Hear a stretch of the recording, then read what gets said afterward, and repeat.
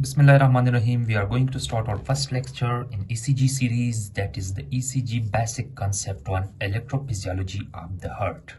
इस लेक्चर में हम डिस्कस करेंगे इलेक्ट्रोफिजियोलॉजी ऑफ द हार्ट कि हार्ट में नॉर्मल कंडक्शन पाथवे क्या है, फिर इसमें एक्शन पोटेंशियल कार्डियक मसल्स में कैसे जनरेट हो रहा है, एक्शन पोटेंशियल अक्रॉस कंडक्टेंस इन जो एसए नोड है, जो एपी नोड है या पर्किंजी सिस्टम है, उसमें आपके साथ जो एक्शन पोटेंशियल होता है वो कैसे जनरेट होता है, और फिर एसए नोड, एपी नोड और पर्किंजी सिस्टम में ऑटोमेटिसिटी क्यों है।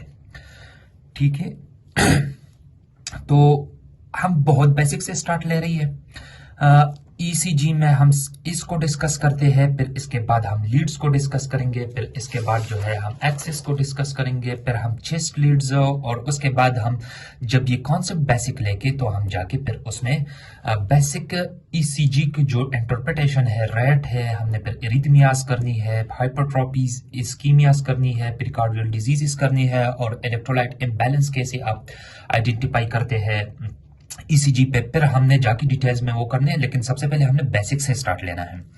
सो नॉर्मल कंडक्शन पाथवे को अगर आप ले ले तो यहाँ पे हार्ट में एक स्ट्रक्चर होता है, एक एलिप्टिकल शेप स्ट्रक्चर होता है, जहां पे सुपीरियर वेना की एंटर हो रही वही के साथ राइट एट्रियम में पड़ा होता है, उसको हम कहते हैं एसए नोड। फिर एक दूसरा स्ट्रक्चर होता है, इसको हम कहते हैं एवी नोड, जो कि राइट एट्रियम के बिल्कुल जहां पे वेंट्रिकल के साथ जंक्शन है वहां लगा हुआ होता है।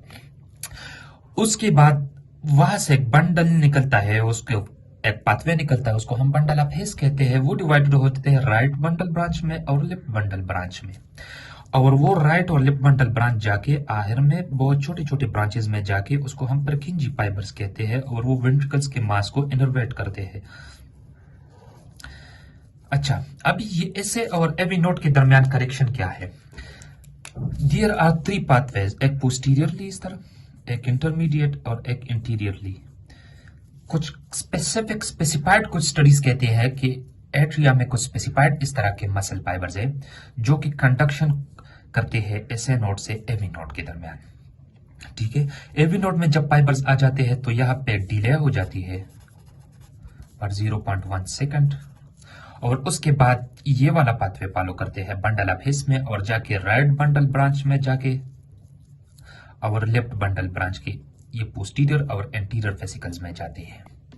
ठीक है, और इसके बाद पर्किंजी फाइबर्स में और जाके एक वेंट्रिकल्स की मसल को एक्टिवेट करते हैं, और वेंट्रिकल के मसल फिर मसल टू मसल उसकी कंडक्शन हो जाती है, और इस तरह ये वेव ऑफ डिपोलराइजेशन सारे वेंट्रिकल्स के मास में स्प्रेड हो जाता है। एक स्पेसिफिक पाथवे है जो इधर से इधर तक लेफ्ट एट्रियम में लेके आ जाता है, एक्शन पोटेंशियल हो वेव ऑफ डिपोलराइजेशन को भी। ठीक है, अभी हम जाके हम इसको डिस्कस कर रहे हैं कि ये action potential across the cardiac muscles किस तरह होता है।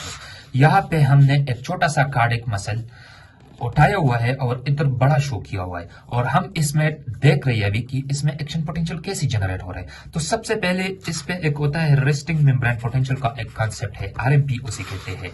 रेस्टिंग मेम्ब्रेन पोटेंशियल में ये होता है कि यहाँ पे एक पंप लगा हुआ होता है हर एक कार्डियक मसल्स में, जो कि आपकी 3 सोडियम्स को बाहर लेके जाता है और आपकी 2 पोटेशियम्स को अंदर लेके आता है, और यही पोटेशियम इधर से लीक होके एक चैनल लगा होता है, इसको पोटेशियम चैनल कहते हैं, वहां से दोबारा जाते हैं बाहर। सो एज अ होल इसमें क्या है, आपकी 3 सोडियम को बाहर लेके जाते हैं और 2 पोटेशियम को अंदर लेके आते हैं। तो नेट जो इफेक्ट है इसके साथ वो आपके कैटायंस आपके अंदर सेल्स की इंट्रासेल्युलर डिक्रीज हो रही है। सेकेंडली जो पोटेशियम सेल्स में है वो भी एग्जर्ट कर जाता है, तो इसकी वजह से एक वोल्टेज डेवलप होता है जिसको -90 मिली वोल्ट हम कहते हैं। ये एक रेस्टिंग मेम्ब्रेन पोटेंशियल डेवलप हो जाता है, और ग्राफ में इसको कैसे शो किया जाता है, ग्राफ में ये इसी लेवल पे शो किया जाता है। ठीक है, इसके बाद जब इम्पल्स आ जाता है, तो जब इम्पल्स आ जाता है तो यहाँ पे सोडियम चैनल्स हो जाते हैं, वोल्टेज गेटेड सोडियम चैनल्स लगे हुए होते हैं, वो एक रश हो जाता है सोडियम का, और वो रश सोडियम बहुत ज्यादा अंदर सोडियम आ जाता है।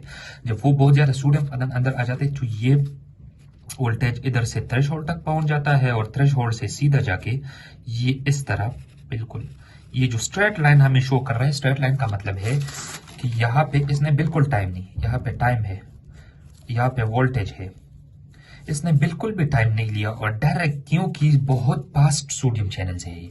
इसके बाद जब पीक पे ये पहुंच जाता है तो ये वाले चैनल ब्लॉक हो जाते हैं। इसके बाद पोटेशियम लीक चैनल शुरू हो जाते हैं, जो पोटेशियम अंदर है सेल में वो निकलना शुरू हो जाता है, तो ये ग्राफ नीचे आ जाना शुरू हो जाता है, ये वेव।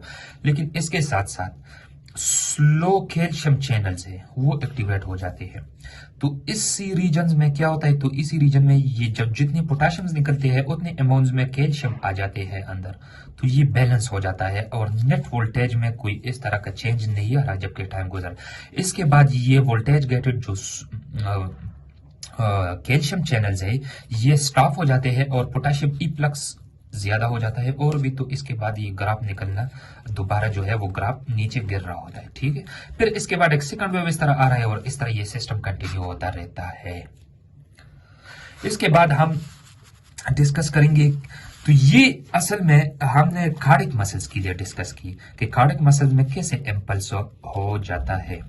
-90 मिली वोल्ट वोल्टेज जमा हो जाता है, फिर उसके बाद एक सिग्नल आ जाता है, वो थ्रेशोल्ड पे पहुंच जाता है, उसके बाद सोडियम का रश हो जाता है और इसके बाद फिर पोटेशियम लीक हो जाते हैं, फिर पोटेशियम और कैल्शियम एक दूसरे को बैलेंस करते हैं और फिर पोटेशियम ग्रेटर देन कैल्शियम और ये इस तरह गिर जाता है। इसके बाद एक action potential across conducting cells है। कंडक्टिंग सेल्स का मतलब है जो आपके साथ ये पड़ा हुआ होता है SA नोट, या आपके साथ AV नोट पड़ा हुआ होता है, या बंडल आप हिस पड़ा हुआ है, तो आपको पता है कि इसमें ऑटोमेटिसिटी है। अभी इसमें ये ऑटोमेटिसिटी क्यों है और इसमें किस तरह एक्शन पोटेंशियल जनरेट हो रहे होते हैं, हम इसको डिस्कस कर रहे हैं। ये एक्सेल मैंने SA नोड से उठाया, ठीक है। SA नोड में जो आपके पास लगी हुई होती है वो ये होते हैं कि वही जो हमने कार्डिक मसल्स में डिस्कस की, 3 सोडियम बाहर निकल रही है and 2 potassium enters into the cell. Why potassium again leaks out through potassium channel? ठीक है, लेकिन यहाँ पे जो यूनिक बात है, जो सारे हार्ट में एक यूनिक बात है, वो ये है कि यहाँ पे एक सोडियम चैनल्स लगे होते हैं जो कि लीकी होते हैं, जिस पे हर टाइम आपकी सोडियम इनफ्लक्स हो जाती है। तो जब भी आपकी सोडियम इनफ्लक्स हो जाती है तो लेवल आहिस्ता आहिस्ता जो है स्लो आपकी थ्रेशोल्ड तक पहुंच जाता है और फिर यहां से आपकी वोल्टेज गेटेड कैल्शियम चैनल शुरू हो जाते हैं और फिर आपका ये सीधा पोटेशियम। तो यहाँ पे आपका क्या होता है, यहाँ पे ये लीकी सोडियम चैनल की वजह से कंटिन्यूअसली ऑटोमेटिकली ये इधर आ रहा होता है। फिर इसके बाद चैनल्स एक्टिवेट हो रही कैल्शियम के लिए, ये डिफरेंस है कार्डिक मसल्स में और इसमें। वहां पे सोडियम चैनल्स एक्टिवेट हो रहे थे, यहाँ पे कैल्शियम, तो यहाँ पे कैल्शियम एक्टिवेट हो जाती है और एट द पीक पहुंच के तो पोटेशियम इफ्लक्स हो जाता है और ये वापस गिर रहा होता है। तो जब ये इधर तक पहुंच जाता है तो यहाँ पे बहुत सारे कैटाइंस होते हैं, वही कैटाइंस थ्रू गैप जंक्शन इससे और सेल्स में कंडक्ट हो रहे हैं और इस तरह ये कार्डिक मसल्स में भी होता है कि गैप जंक्शंस पे कंडक्शन होती जा रही होती है। इस ग्राफ को मैं बढ़ा रहा हूं, इसको मैं जूम करके आपको एक्सप्लेन कर रहा हूं कि यहाँ पे आपके साथ मिसाल के तौर पे -90 मिली वोल्ट है, लेकिन यहाँ पे आपके साथ कंटिन्यूअसली इनफ्लक्स हो जाती है सोडियम की, तो ये लेवल कंटिन्यूअसली इस तरह रेज होता है, एक लेवल पहुंच जाता है थ्रेशोल्ड तक जहां पे आपके साथ sodium channel calcium channels activate हो जाते हैं और calcium rushes into the cell. When calcium rushes into the cell आपका वोल्टेज बढ़ जाता है कैल्शियम की, ये -90 से जाके ये 20 -10 और 0 तक पहुंच जाता है।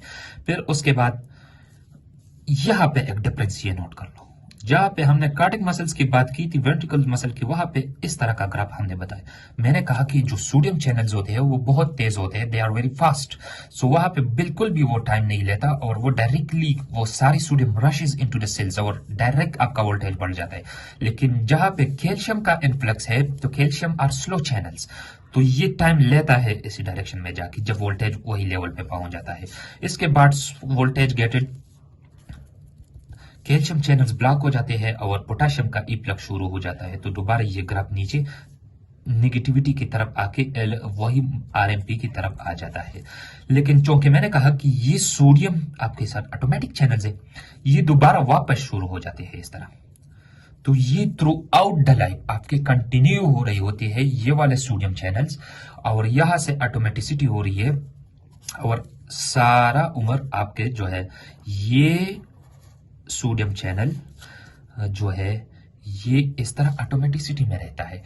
कंटिन्यूअसली स्लो इनफ्लक्स हो जाते हैं, जब थ्रेशोल्ड तक पहुंच जाते हैं दोबारा पीक कैल्शियम, फिर और इस तरह ये जाता रहता है। अभी अगर इस पे सिंपैथेटिक स्टिमुलेशन हो गया तो सिंपैथेटिक स्टिमुलेशन की वजह से बीटा यहाँ पे बीटा रिसेप्टर स्टिमुलेट हो जाते हैं सेल्स के ऊपर, और वही से केटाइंस का रश हो जाता है, तो फिर ये इस पीक तक पहुंच जाएगा। ये जब ये इधर से इतना टाइम ले रहा था तो सिंपैथेटिक स्टिमुलेशन की वजह से ये इतना टाइम लेगा, तो फिर ये थोड़ा सिस्टम फास्ट हो जाएगा। तो यहाँ पे पहले जब 2 की वो वेव्स बनी हुई थी, 2 दफा डिपोलराइजेशन हुई थी, अभी सिंपैथेटिक स्टिमुलेशन की वजह 3 दफा। तो इस जगह पे फोकस करो, अगर ये इस तरह जा रहा है थ्रेशोल्ड की तरफ तो इट मींस कि ये ऑटोमेटिक है, इसमें ऑटोमेटिसिटी है। अगर ये इस तरह होता है और फिर इस तरह जाता है तो इट मींस कि इसमें ऑटोमेटिसिटी नहीं है। अभी ऑटोमेटिसिटी कौन कौन से आपके सेल्स में है? एसए नोड में है, एवी नोड में है, पर्किंजी फाइबर्स में है। एक यूनिक जो पॉइंट है कि पर्किंजी फाइबर्स में आपके साथ ऑटोमेटिसिटी है, but still sodium dependent depolarization है इसमें। तो इसमें जो ग्राफ बनेगा वो ग्राफ इस तरह होगा, ये भी होगा थ्रेशोल्ड तक ऑटोमेटिसिटी आपको शो कर रही है वाला, और फिर शार्प कर्व होगा इस तरह। तो ये इससे रिलेटेड डिस्कशन है। अब इसको हम समराइज कर रहे हैं कि एसए नोड और एवी नोड क्यों ऑटोमेटिक है। सिर्फ एक जो इसका कॉज है, इसका रीजन है कि इसमें लीकी चैनल, इसको फनी चैनल्स भी कहते हैं, जो लीकी सोडियम चैनल्स है ये थ्रू आउट द लाइफ आपकी इससे सोडियम इनफ्लक्स हो जाता है। जब थ्रेशोल्ड तक पहुंच जाता है तो ये जाके दोबारा ले लेता है, और जब वहां से तो इस तरह ये साइकिल कंटिन्यू होता रहता है।